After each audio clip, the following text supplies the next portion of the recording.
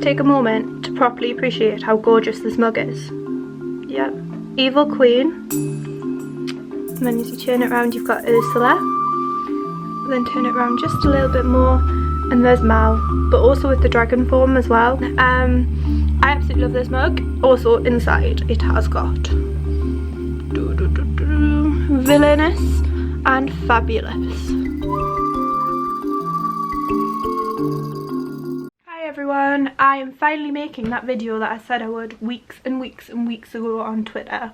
I've kind of changed the idea a little bit, and rather than doing just what I wish I knew about the sector before I joined it, I think it would be really cute, really fun to talk about the stuff that I really enjoy about the sector, as well as some stuff that's probably more challenging. So if you didn't already know, I am working in the culture and heritage sector in the northeast of England. I have been now for the past 3 years, 4 years coming up this year. So I'm still classed as very early career professional, and I think that's kind of why a lot of you on Twitter were saying they'd really love to see more early career professional focused videos. When I get around to creating more content, you really wanted it to be kind of focused around the whole early career stuff, which I totally get, and I think I could probably bring that perspective quite well, if that made any sense at all. So I'm going to start by talking a little bit about the work that I currently do.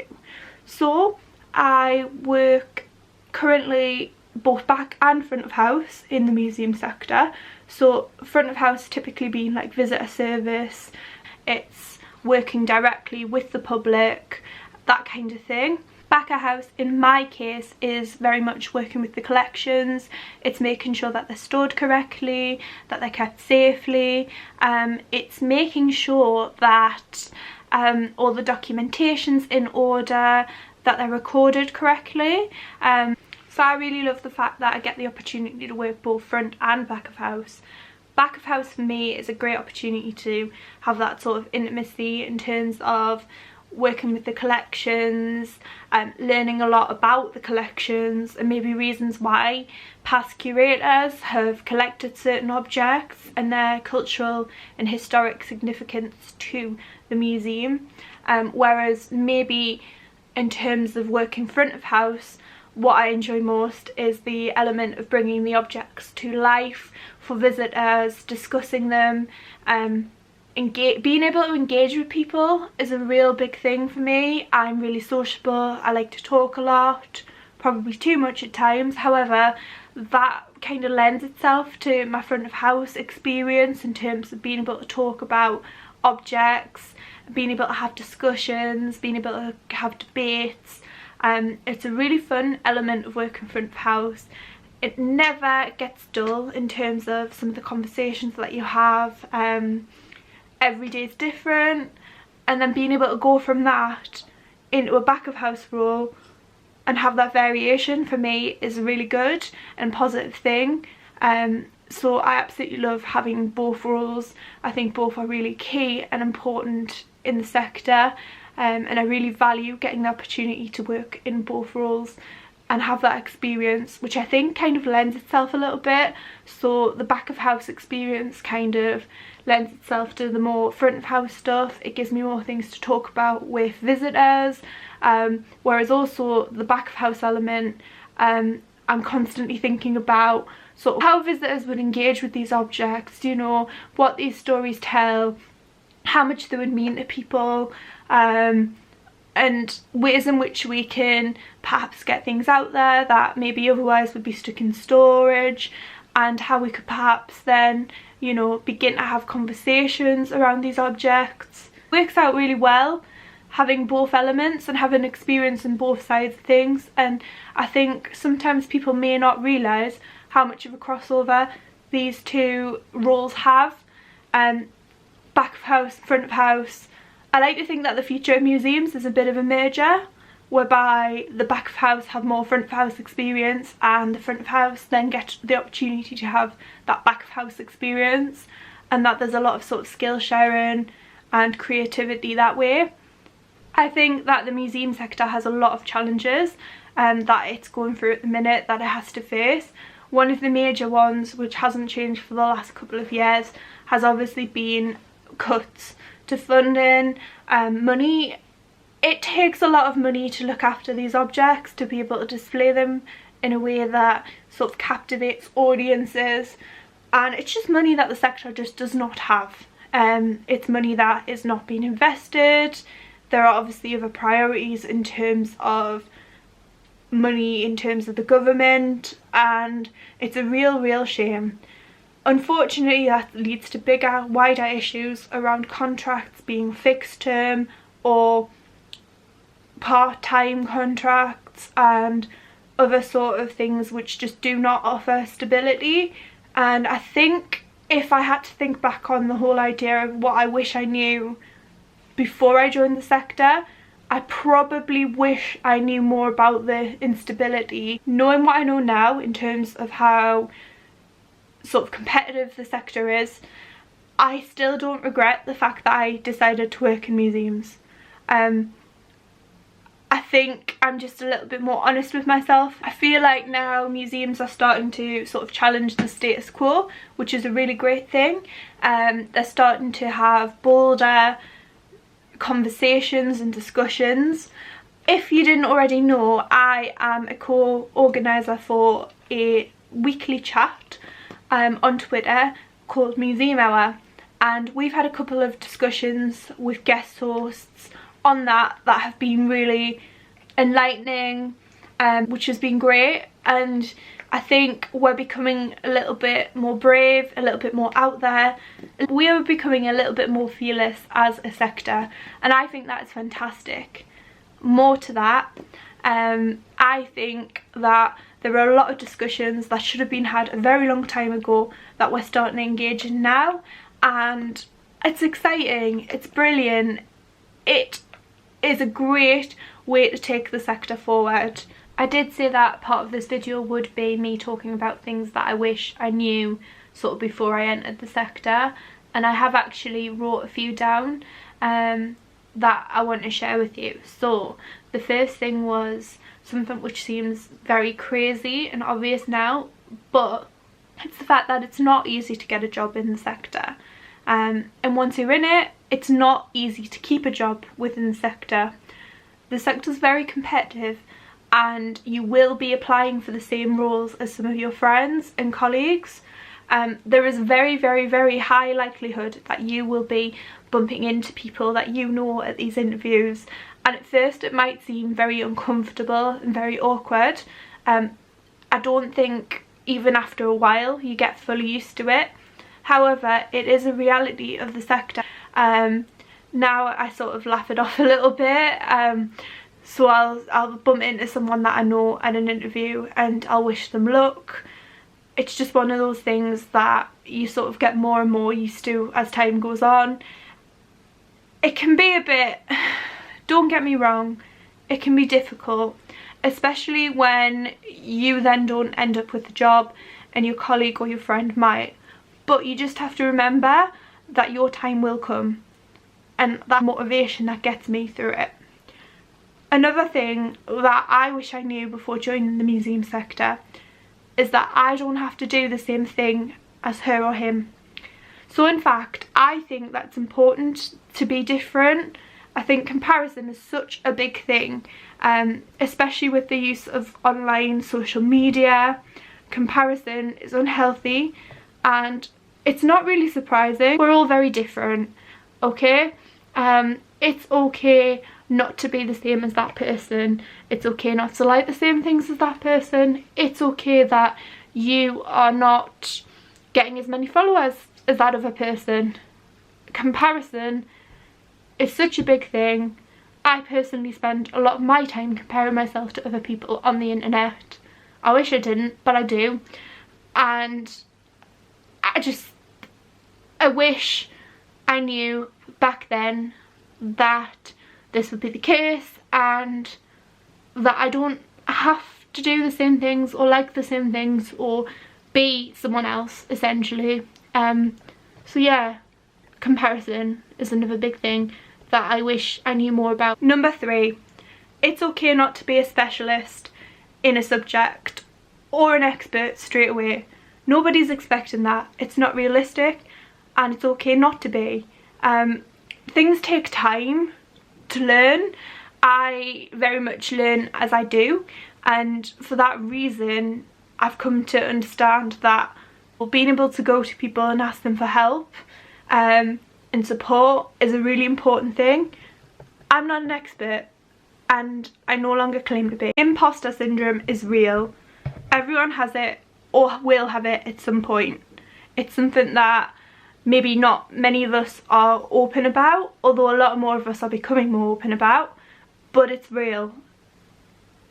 It's horrible, but it is something that we're all going through, and together I honestly believe that we can support each other. It's super important to remember that you are never just anything, and that all jobs are crucial to the success of the museum and cultural sector, and just in general the overall bigger picture.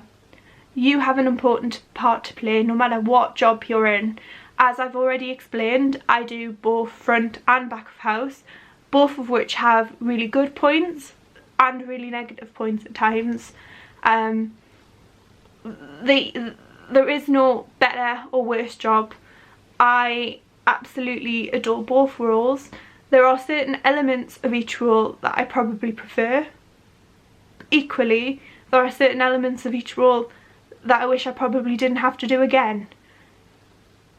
Work is work, and you as an individual are never just anything, okay? The last thing that I probably wish I knew before joining the museum cultural sector is that it's important to read the job description carefully and not be submissive of a role just based off the title. A lot of job roles are changing at the minute within the sector.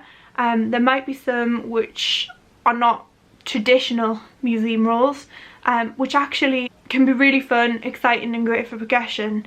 They can have great elements which, you know, you might find really interesting. I recently went in for a secondment role within the archives, something which I never thought that I would ever be interested in, but it was actually a colleague who recommended it, and I'll be honest, I absolutely adored it. I really enjoyed it. That came to an end in December, and I'm looking currently at ways in which I can get sort of more into the archive sector and learn a little bit more about them and how they work. And that's based off an opportunity that if a colleague hadn't have really put me forward for and hadn't really said to me, look, I think you'd be good at this, I probably wouldn't have looked twice at. And that's bad to admit, but it's true. So I think not being submissive over a job title is really, really important. Look at the descriptions, decide if that's something that you would enjoy, if that's something that you think you can bring something to, and if it's something that's going to develop you and your skills. If it is, then go for it.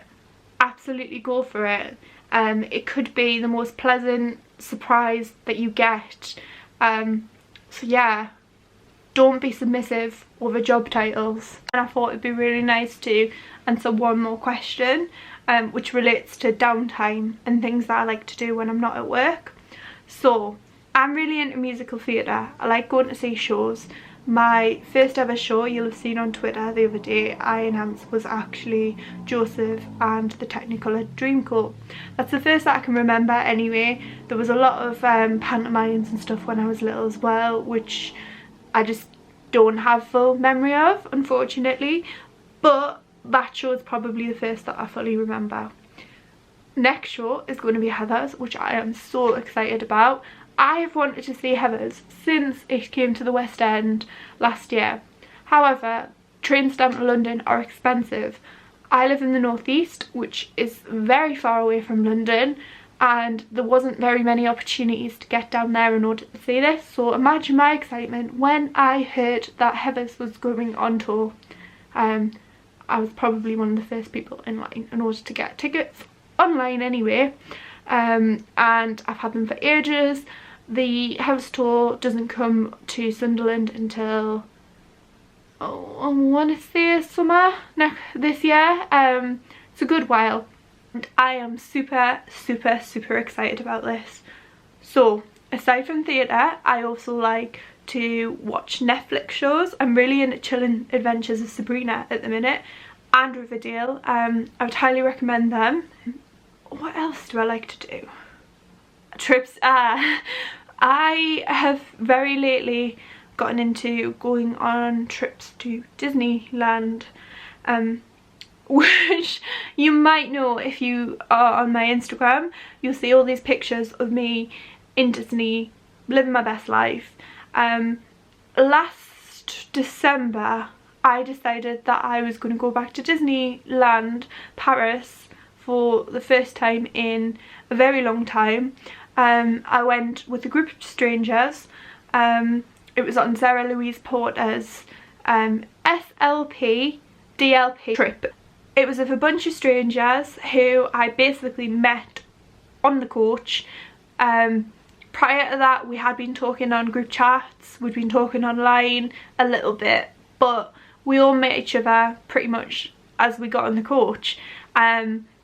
It was an amazing experience. I really didn't expect it to be as good as it was, to be honest with you. I didn't expect to come away with as many friends as I did, and since then I may have booked to go back in March. Well, I definitely have booked to go back in March, and I may be booking later on a trip in June as well with my friend Tori. Yeah, so Disney's become a real big part of my life in terms of these trips, in terms of I've become one of those ride thrill seeker people.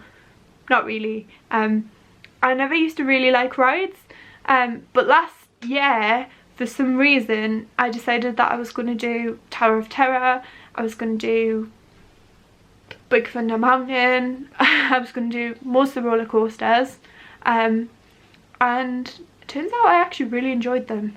So I'd already done Space Mountain, but I hadn't done Hyperspace yet, and I loved it. And when I go back in March, I'll definitely be going on a lot of these rides again.